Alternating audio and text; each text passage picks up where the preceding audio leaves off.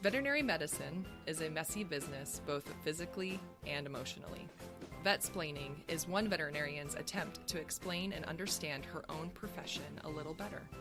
Join Dr. Lisa McFadden as she delves deep into the medical and business aspects of veterinary medicine.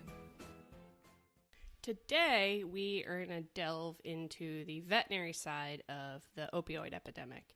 And the purpose of this podcast is more just to kind of open people's eyes to the fact that things like that actually do affect veterinary medicine. Any drug that is used in human medicine that is also used in veterinary medicine. If there's any changes to the formulation, to the distribution, to the production, inherently is going to affect veterinary medicine. So I think that it's just good to give veterinarians a voice so that people are aware of how this actually also affects our patients. First, let's define controlled substances. So they are drugs or chemicals whose manufacturing, possession, and use is regulated by a governmental agency or body. And in this case, it's the DEA. And so they are the federal agency that's responsible for suppressing illegal drug use and distribution. And they also enforce the Controlled Substance Act. And that is the act that was created in 1970 under the Nixon administration that helps to regulate drugs that are considered either potentially contagious or in some instances have been deemed to have no actual medicinal properties. And then also associated with those drugs, they're precursors. So sometimes you have a chemical that is then broken down, and that is the actual drug. So they want to make sure that they're covering both aspects, right? So if you control the drug, but then the pre-drug basically is uncontrolled, then it's really, you're not actually helping. You're still allowing illegal use of substances. So underneath the Controlled Substance Act, they created schedules of drugs, and they're 1 through 5. And Schedule 1 drugs are considered to have no medicinal use, and there's a high potential for abuse. And those are things like heroin, LSD, marijuana, ecstasy, peyote, and quaaludes. And as I'm sure a lot of people are aware, there is a huge debate around the potential medicinal effects of marijuana as well as CBD, which is the cannabinoid, which is one of the breakdown products of the actual medicinal portion of marijuana. But I'm not going to get into that today. It's definitely a topic for another time because it's a whole other can of worms that we will discuss. Just today we're going to focus kind of on controlled substances as a whole. So Schedule 2 are considered to have a high potential for abuse, both psychologically and physically. And they're also dangerous, but they do have a medical benefit. So things that have higher concentrations of hydrocodone, like Vicodin, as well as cocaine, methamphetamines, methadone, hydromorphone, which in human medicine is called Dilaudid, fentanyl, oxycodone, which is also known as Oxycontin, and Adderall and Ritalin. And then Schedule 3 are considered to have moderate to low risk dependency. And those are things like ketamine, Tylenol with codeine, because it's a much lower dose of codeine that's in there, and testosterone. And then Schedule 4 has low risk of abuse and dependency. And that includes like Xanax, Valium, midazolam, which actually those 3 are in a category of drugs called benzodiazepines, so they're all actually kind of related. Tramadol and Ambien. And then the final schedule is Schedule 5, and those have extremely low risk of abuse, and Robitussin AC that has like a really low dose of, I think it's codeine, and then Lamodal, which is basically a GI regulatory drug. Those are considered Schedule 4.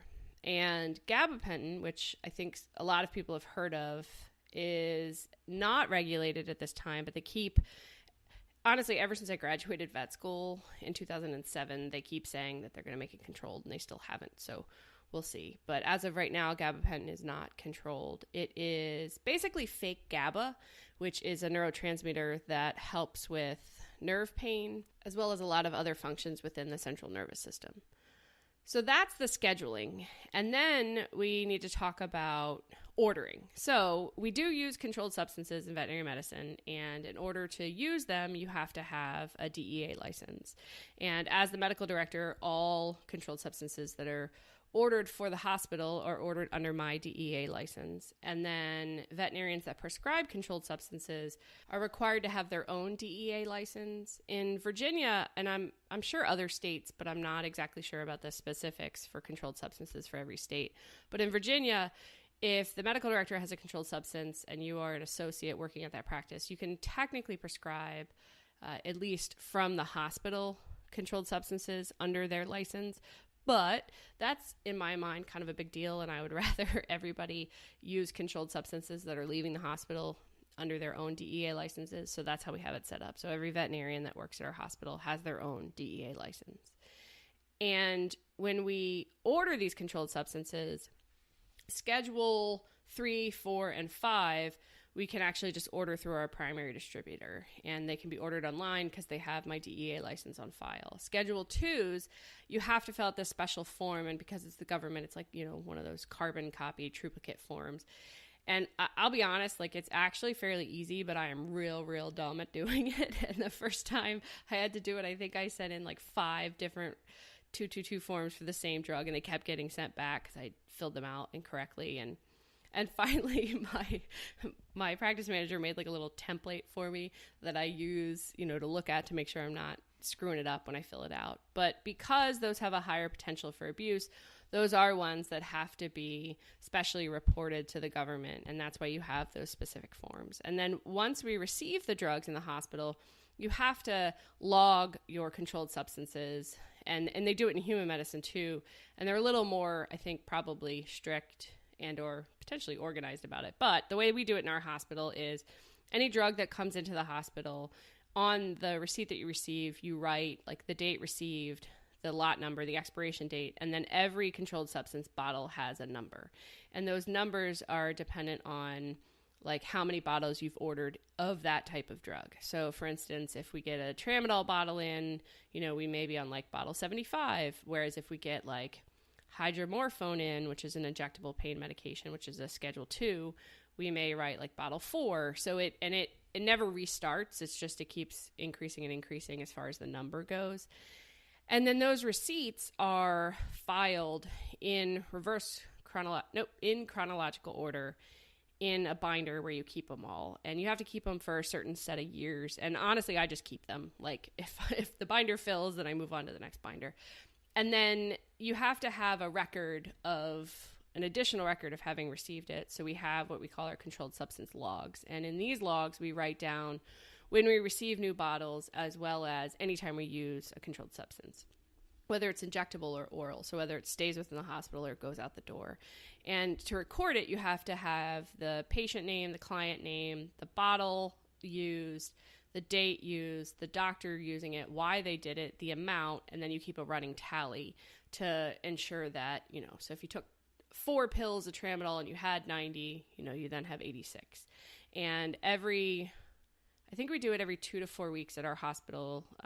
Tama, my licensed technician, will go through and audit everything. So she counts to make sure that what we say we have is what we actually have. And if it's wrong, then she has to go through and find out, like, if it wasn't put in the computer correctly, because theoretically, anytime you use a controlled substance, it should be documented in 3 locations. It should be in the controlled substance log, it should be in the medical record, and then it should also be in the computer system. So even if, like, the way we do our sedation charges is we just charge based on weight, but it's any drugs we can use. So we put in the flat sedation charge. So let's say like it's a 40-pound dog. So we use sedation, 31 to 60 pounds.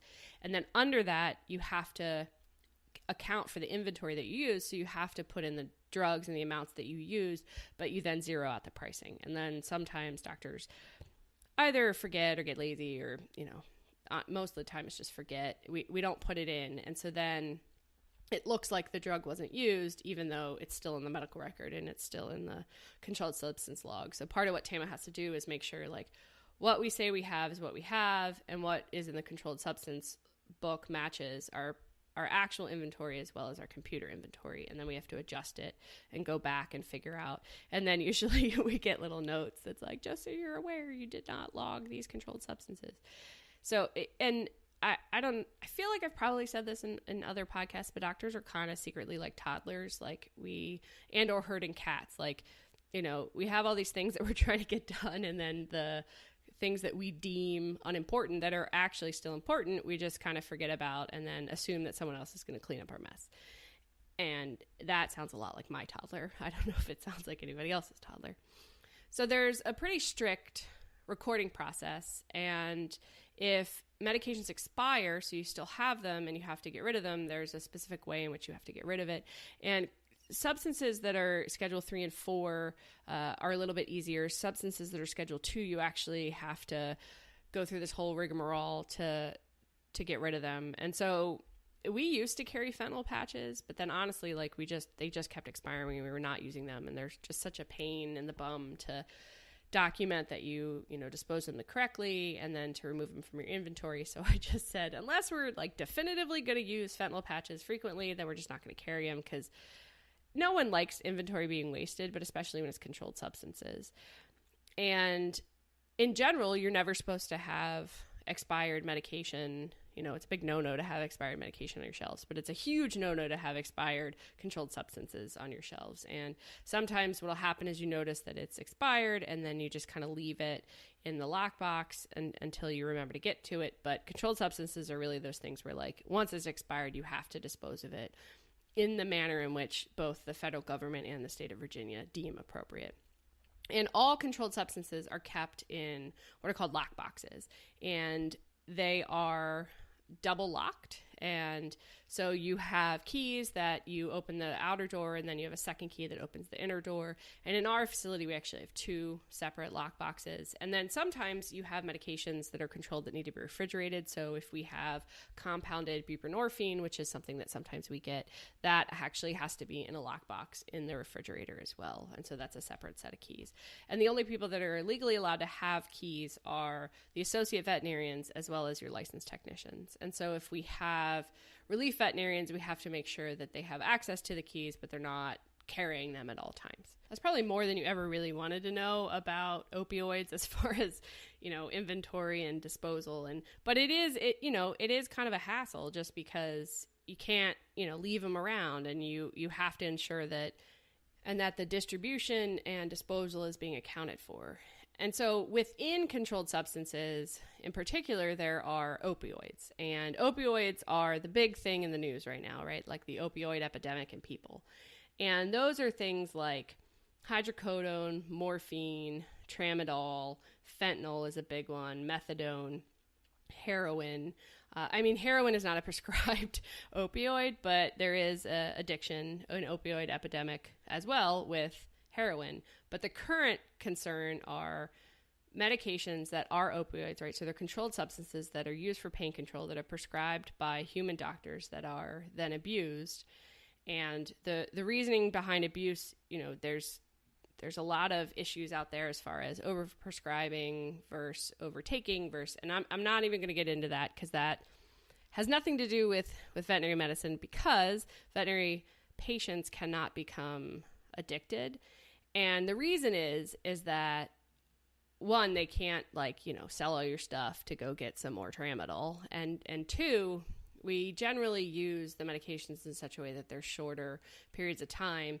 And the bottom line is like the owner is the one giving the pills, right? Or the veterinarian is the one giving the injections. And then when they think that the pain is under control and or the prescribed amount of medication has finished, we stop it.